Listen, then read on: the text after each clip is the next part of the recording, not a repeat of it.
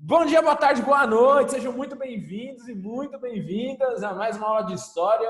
E hoje, turma, vamos ingressar na Segunda Guerra Mundial, tá? Eu não esqueci de colocar ali qual que é a aula.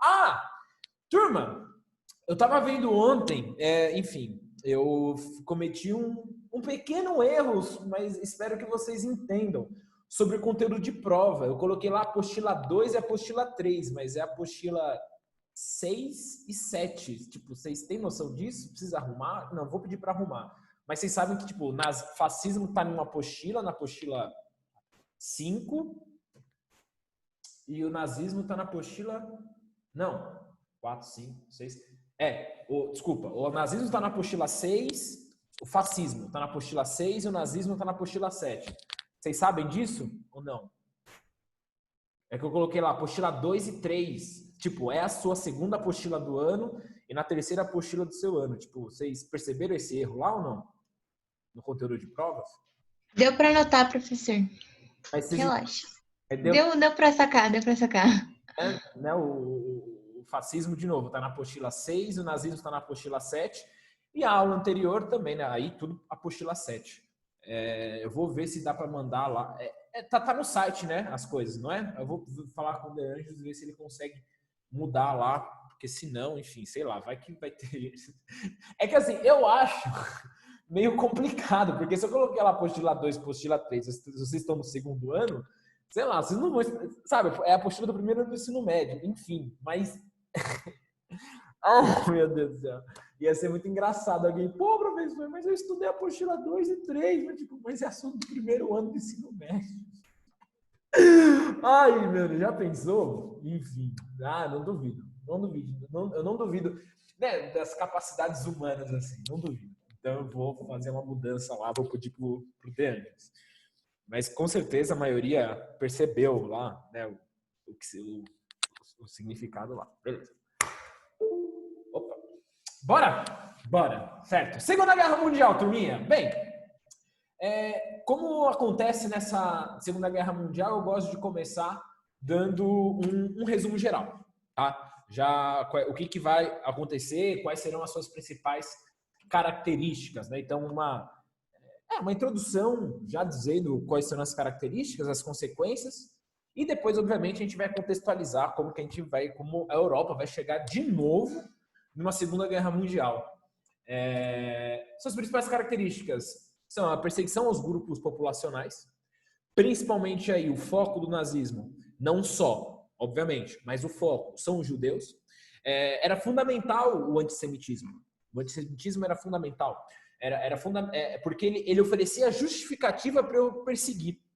Quando eu falei a aula de nazismo lá para vocês, eu coloquei várias charges, várias propagandas em crítica aos judeus, mostrando que os judeus estavam por trás da crise de 29, os judeus estão por trás da guerra que está já chegando, que é a Segunda Guerra Mundial. Então, se utiliza como um bode expiatório o judeu, para que possa justificar, então, esses ataques. Dizer, o fracasso alemão é culpa dessa raça. Então, justifica toda a máquina de extermínio, mas aí não só judeus, mas negros, muçulmanos, qualquer pessoa religiosa. No nazismo não tem religião. No nazismo não tem. Tem perseguição religiosa, a religião é o partido. Enfim, então você tem essa perseguição aos grupos para justificar também a soberania, né, do ariano, a soberania ariana, a soberania germânica, a Alemanha criar, né, o que vai ser o pan-germanismo, né, a nação puramente germânica, e que essas potências mundiais, como a França, a Inglaterra, estão evitando o surgimento dessa potência unânime, certo? Expansão territorial, obviamente, para acontecer o pan-germanismo, eu preciso de expansão territorial. Isso ficou já claro quando eu falei de nazismo, né? Aqui só uma recapitulação da aula lá de nazismo. E a demonstração de força bélica. Aqui ficou muito claro na aula passada quando a gente falou de Guernica, né? A destruição de Guernica mostra o quanto o avanço bélico.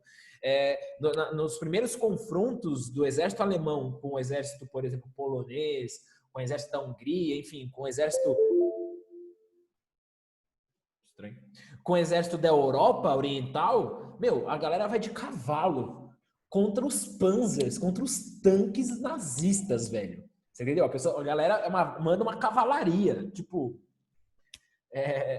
o avanço técnico, o avanço bélico aqui é absurdo o que acontece. Como consequência... Ai, meu Deus do céu. Para de fazer barulhinho. Professor, me desculpa. Ah, não. Tranquilo, Marchione. Tá gravada a aula, depois você pega lá o início, tá tranquilo. Não é nada demais, tá? Consequência da Segunda Guerra Mundial, ao fim da Segunda Guerra Mundial, você tem a emergência dos Estados Unidos e União Soviética, a famosa Guerra Fria. Aí a gente vai ter mais para frente aí a aula de Guerra Fria, mas a Guerra Fria ela começa pós 45, quando você tem só as duas potências hegemônicas, Estados Unidos e União Soviética. Não significa, e aí vai ficar claro já para nós, e guarde essa informação, não significa que você não tinha, obviamente, um combate, uma luta contra o socialismo antes da Segunda Guerra Mundial. Isso eu acho que já está claro para todo mundo, quando a gente viu a história do Brasil, por exemplo. Né? Quando você tem a Revolução Russa, você já tem a perseguição. A Guerra Fria é quando você tem somente essas duas potências, né? Os Estados Unidos, representante capitalista, e a União Soviética, a representante socialista. Tudo bem? Bem, a pergunta que fica é como que a Europa vai se colocar de novo em guerra, né? Como isso vai ser possível? Né? E eu digo a vocês, é esse medo de uma nova guerra, esse medo de um novo confronto, que vai provocar a Segunda Guerra Mundial. Não só isso, mas vai ser um dos fatores, eu vou mostrar para vocês aqui, nesse próximo slide. Tá aí. Algumas duas figuras aqui que a gente já conhece, né? À esquerda, no centro, temos o Hitler, à direita, o Mussolini. Quem é a terceira figura aqui que é fundamental? O primeiro-ministro da Inglaterra. O primeiro-ministro da Inglaterra, ele vai liderar... Meu Deus do céu, o que está acontecendo? Vocês estão ouvindo o barulho aqui? Pronto, chega. Vocês estão ouvindo também? É que quando entra e sai o Bluetooth, desculpa. Acho que aqui o meu está mal conectado, mas agora foi. É importante dizer aqui sobre o Chamberlain, porque é ele que vai liderar a famosa Liga das Nações. Claro, aqui eu vou colocar Inglaterra e França juntas, obviamente, mas, na prática, a Inglaterra é que dava as cartas. A França saiu muito prejudicada após a Primeira Guerra Mundial, aí você tem a crise de 29. A França ela está economicamente e ainda militarmente muito frágil. Então, quem dá as cartas vai ser a Inglaterra, tudo bem? Mas eu vou dizer aqui, obviamente, o nome das duas, tá? Chamberlain, a Inglaterra e também a França, elas vão liderar uma política chamada política de apaziguamento. Essa política de apaziguamento vai ser, obviamente, uma política para apaziguar, então, evitar uma nova guerra. E vai para o brejo, né? Foi um insucesso, a gente sabe o que vai acontecer, obviamente, o tema da aula Segunda Guerra Mundial. Mas aqui a gente vai perceber a ingenuidade do Chamberlain, desse primeiro-ministro da Inglaterra. Bem, qual era o seu papel, né? Tanto a Inglaterra quanto a França? Colocar, são ações severas, né? Colocar em prática o que é o Tratado de Versalhes. Aí, ó, severidade dos derrotados da Primeira Guerra Mundial. Essa severidade, como eu acabei de falar, ela é colocada pelo Tratado de Versalhes. Então, o exército alemão só podia ter 100.000 homens, a frota naval alemã vai toda para a Inglaterra, não tem frota aérea, as fronteiras têm que ficar desmilitarizadas e uma indenização de bilhões, de mais de 30 bilhões de dólares, certo? Então, assim, é uma humilhação a Alemanha. Só que ao mesmo tempo que ele tem que aplicar, né, e tenta aplicar essa severidade, e a gente viu a aplicação, né, do Tratado de Versalhes. Lá vem o Aleph. Lá vem. Espero que ele fique quietinho, não me atrapalhe. Começou a aula. Essa severidade do Tratado de Versalhes ficou muito claro lá na crise de 23, lá na Alemanha. Lembra daquela crise lá de 23, em que o Tratado de Versalhes foi colocado em prática, em que foi retirado os franceses invadiram parte ali da Renânia, se eu não me engano, o nome da Renânia. Lembram disso? Que aí teve aquela greve dos mineiros, aí o governo ele começou a dar dinheiro para os mineradores que estavam lá, né, em greve para conseguirem sobreviver, porque os franceses não iam pagar salário. Enfim, tudo conteúdo de prova, hein, gente? Isso aí que eu falei lá da Alemanha, tal, isso aí é conteúdo de prova na semana que vem, tá? Mas aí já estou dando uma recapitulada aí para vocês, para dar uma força aí também, tá bom? Bem, a gente viu essa severidade, só que ao mesmo tempo tem uma pouca disposição para uma nova guerra. E para evitar uma guerra, alguns pedidos alemães foram aceitos. A Alemanha fazia alguns pedidos de território. Tá? A Alemanha ela fazia certos pedidos. Tá aí, a Liga das Nações comandada por Inglaterra e França, algumas reivindicações da Alemanha foram atendidas. E por que algumas reivindicações da Alemanha foram atendidas? E a gente vai mostrar isso muito bem na próxima aula, essas reivindicações, esse avanço alemão. Porque não via a Alemanha como rival, não via a Alemanha como inimigo, como inimiga. E por quê? Porque não via a Alemanha como um país inimigo. O que eles não conseguiam enxergar? Qual que era a preocupação deles? A preocupação deles não era a Alemanha. Alguém chutaria qual que é o grande inimigo? Para eles, Hitler não é inimigo. Para Chamberlain, para a Inglaterra, para a França, quem é inimigo? União Soviética? Isso aí mesmo, a União Soviética. A União Soviética é a grande inimiga. Então é o perigo vermelho. Então qual que é a lógica? Bem, eu vou aceitar algumas reivindicações da Alemanha, porque ter uma Alemanha fortalecida é ter garantia de que eu tenho mais um país que vai lutar contra a União Soviética, contra o avanço socialista. Muita ingenuidade, né? É óbvio, eu estava estudando, estava vendo, né? É óbvio que o primeiro-ministro, eu entendo a preocupação dele, né? A gente entende, eu não posso ser o crítico de obra pronta, né? Falar que o cara foi mó otário. Não, eu entendo a preocupação dele. O cara lutou na guerra, passou fome, enfim, quer evitar o máximo possível uma guerra mundial. Só que aí foi muita ingenuidade não perceber, assim, o perigo que é. As pessoas sabiam isso aí mesmo, Isa. Assim, a galera sabia das atrocidades que estavam acontecendo na Alemanha. Não vai dizer que não estava, sabe? O projeto nazista não vê isso como perigo também? Foi muita ingenuidade, né? Mostrando então o fracasso da Liga das Nações. Porque aquele negócio, se você dá brecha para um, por que não vai dar brecha para outro? Pensando aí em um rearmamento. A Alemanha começou a produção de armas, uma produção militar, e a Liga das Nações fazendo vista grossa. Por quê? São armas para enfrentar a União Soviética, são armas para enfrentar o comunismo. Não foi. Aí, no próximo slide, eu terminei esse slide, tem uma charge que representa muito esse fracasso da Liga das Nações, né? Tá lá, os chamados apaziguadores, né? Tá lá. Olha aqui. Uma criança, né? Os apaziguadores falando, lembre-se, só mais um pirulito. E aí depois vocês vão embora, vocês vão para casa. O que é esse mais um pirulito? São as reivindicações da Alemanha. Tá bom, mas só mais uma, hein? Depois acabou. Hein? Aí vem a Alemanha e anexa um território. Alemanha, tá bom, hein? Acabou, mas chega. Ora, por que a Alemanha... Amanhã a gente vai ver isso, mas a Alemanha ela tirava muito como justificativa mas eu tô combatendo o comunismo. Eu vou anexar aquele território porque eu vou fortalecer, eu vou desenvolver as armas para combater o comunismo, eu vou anexar aquele território porque ali tem uma região puramente germânica, que aquilo lá são germânicos alemães, então é justo eu ter aquele território, e aí vai dando. Tipo, não vamos entrar em guerra, não vamos entrar em combate, enfim, né? Tá aí. A própria charge mostra, né? Tipo, mano, o Hitler vai não quer compartilhar nada, não. Não quer conviver, não. O cara, a ideologia nazista é o quê? De soberania total ao partido nazista. Surge, obviamente, essa força, né? Alemanha, Itália e Japão. Eles vão adotar a política anti-Comintern. O que é o Comintern? O Comintern, turminha, é o nome dado ao partido central, né, a cúpula central da União Soviética, da União das Repúblicas Socialistas Soviéticas.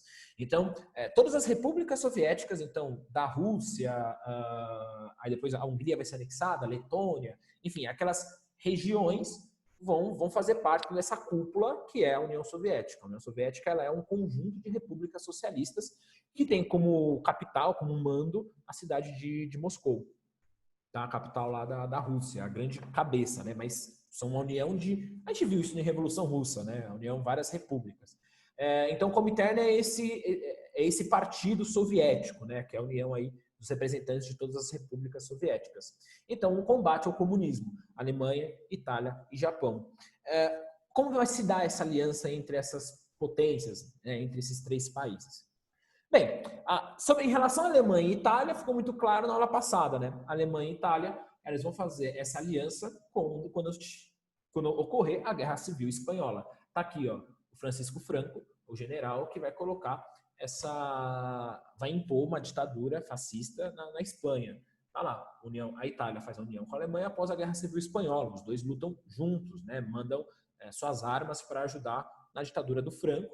E a Itália, ela também tinha uma lógica de expansão territorial, né? Ela também tem uma lógica expansionista, não só a Alemanha, mas também a Itália. Que nós vimos também quando a gente tratou de Mussolini, né? Olha a região que a Itália queria. Queria essa parte, principalmente essa parte aqui que é a Etiópia, região da Etiópia e a Albânia. Por que ele queria essa região? Lembra a questão do romantismo. Júlio César não conseguiu conquistar a Etiópia. O exército romano, né, o exército do Júlio César, perdeu 3 vezes. Né? Foi 3 vezes tentar conquistar o reino da Etiópia e perdeu. Então, Mussolini conquistar a Etiópia é aquela questão do romantismo, enaltecer o passado e dizer: eu sou melhor que o Júlio César, eu fiz aquilo que o Império Romano não conquistou. Então, vai ser através do Partido Fascista que nós chegaremos ao nível do Império Romano. Né? Aquela lógica do romantismo. E o Japão nessa história? Né? O Japão, como que ele entra nisso? Bem, o Japão vai entrar nessa história de novo. É um país que vai combater a União Soviética. Mas aí vamos adentrar um pouco melhor sobre a história do Japão. Bora lá. Próximo slide. Bem, 2 imagens aqui, né? A da direita, o do Império do Japão. Então você vê uma questão de expansão territorial, né? A bandeira imperial. A gente viu isso quando a gente tratou de imperialismo. E a questão do samurai, né? O samurai. E atrás do samurai, você tem, né, a bandeira aqui, né? Tá toda vermelha aqui, mas é a bandeira do nazismo. Aí depois a do Império do Japão e a bandeira fascista. Por que um samurai? De novo, a questão do romantismo. A Itália é o Império Romano. A Alemanha conquistar territórios para quê? Expansão germânica, o antigo Império Germânico, né? O Japão, o samurai. Resgatar o passado de grandeza. Nós vimos na aula de imperialismo, quando eu falei dos pequenos feudos que existiam ainda lá no Japão, o poder era muito localizado, e aí veio a era Meiji, a era das luzes, em que centralizou o poder na mão do imperador. E aí, de novo, o resgate do passado, a valorização do samurai, enfim, toda essa questão do romantismo. Tá? O Japão, o que acontece? Tá?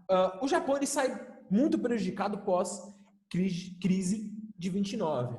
E a gente não pode esquecer também essa ameaça ao socialismo, essa ameaça do socialismo vem muito graças à crise de 29.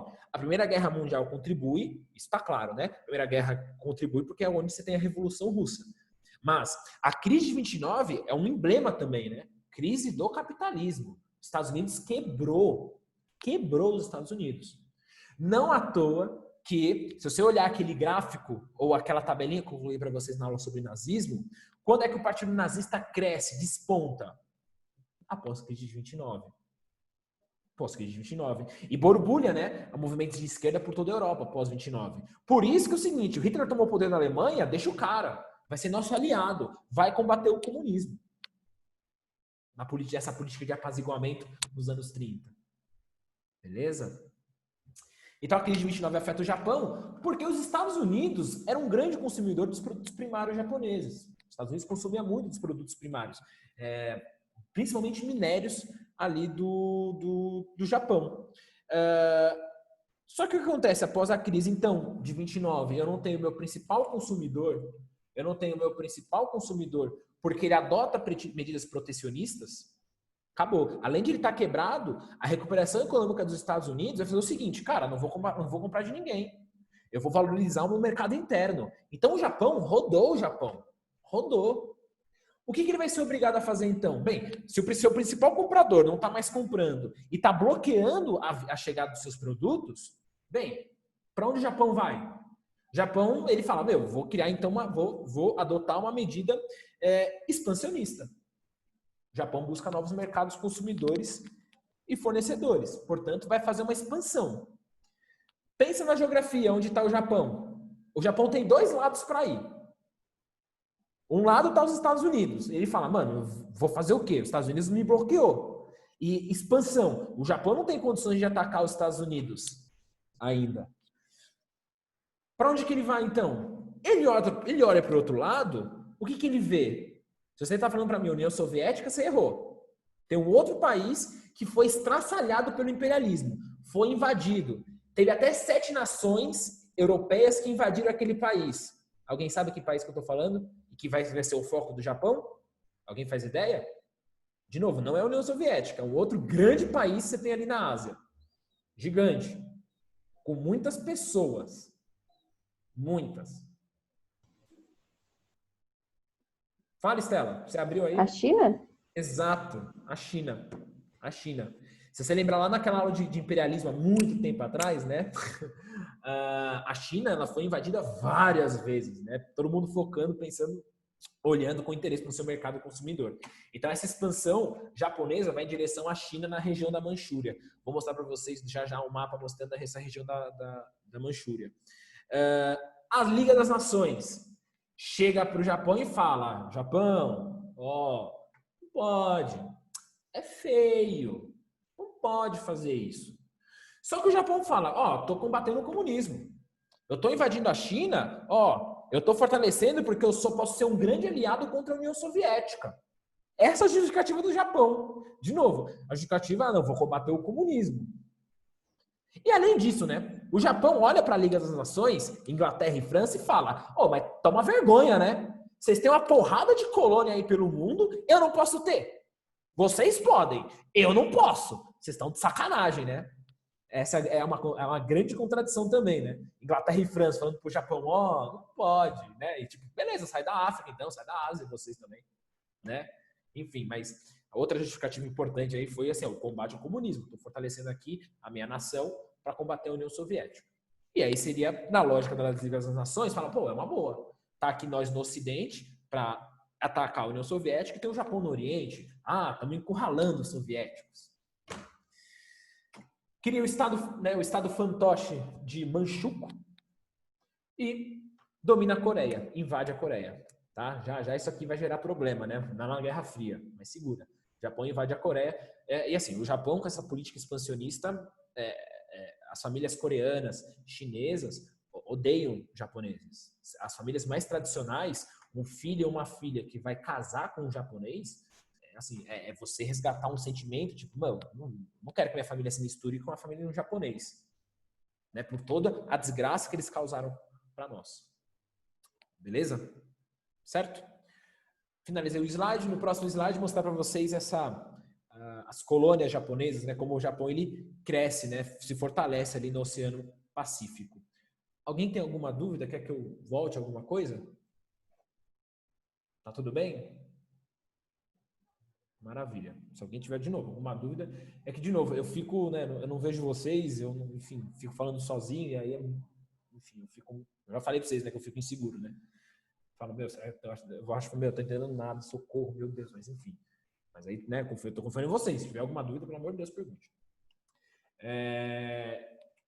Tá aí, né? O estado fantoche de Manchukuo e toda a região aqui, né? Todo domínio japonês no Pacífico, tá? Essa é a fortaleza, né, japonesa, né? A grande força do Japão, que obviamente, né? Todo mundo já sabe, né? Já vai incomodar os Estados Unidos. Já os Estados Unidos vai ver isso com maus olhos, esse crescimento do Japão. É aí que surge, em 38, o eixo Berlim, Roma e Tóquio. Tá? Eixo, por isso que o nome na guerra, esse vai ser o grupo do eixo, porque deu esse nome, o eixo Berlim, Roma, Tóquio. Beleza? Aí você vê aí a comemoração, né, da união entre esses povos. Tudo bem? Beleza? Tá aí. Então, Japão e Itália. Tá? Os contextos, né, de aliança com a Alemanha e foquei aqui no Japão, né, explicando essa história do Japão, de crescimento, de industrialização pós era Meiji, né, que é a Era das Luzes. Beleza, turma? curiosidade, em 39 vai ter um pacto de ferro, pacto de aço, o nome, entre a Alemanha e a Itália. Então, assim, toda hora que a Alemanha ou a Itália conquistar territórios, as duas vão dizer o seguinte: não, eu considero legal, né? Eu aprovo, eu acho legítimo a expansão alemã. E a Alemanha para a Itália, não, eu acho legítima a expansão italiana. De novo, mostrando o quê? O enfraquecimento da Liga das Nações. Principalmente pela Itália, né? Que ela é mais, vamos dizer assim, franzina, né? Tipo, se a Alemanha aprova, beleza, é isso que importa. O importante é a Alemanha aprovar. Se a Alemanha aprova, a gente tá bem, sucesso. Tudo bem? Beleza? Antes de entrar nessa questão da Alemanha, não tem como aprofundar, né? E dizer, para não se esquecer, obviamente, da questão do Holocausto. Né, o holocausto, que foi uma palavra de origem grega aí, né, que significa sacrifício pelo fogo. O significado moderno do holocausto é da perseguição e extermínio sistemático dos judeus pelo regime nazista. Os judeus usam o termo hebraico sorra, né, o termo calamidade.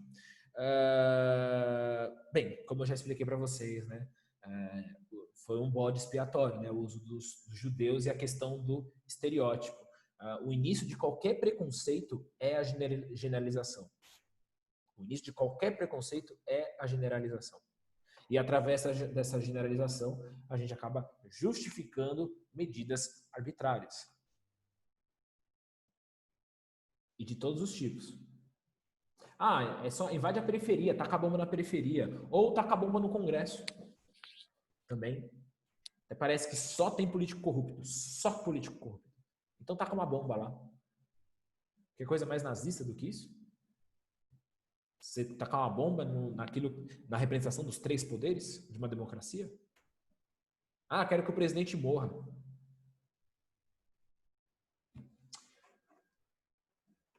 Bora lá para uns vídeos. É óbvio que eu separei uns vídeos para vocês, né?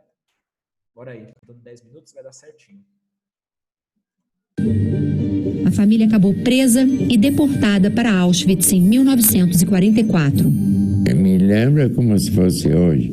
Se imagina 80, 100 pessoas dentro de um vagão de leva gado para matadouro, onde você não tem nem pinico, nem banheiro, pessoal de 90 anos, garoto de 3 meses, vivendo lá dentro, o cheiro, a sujeira.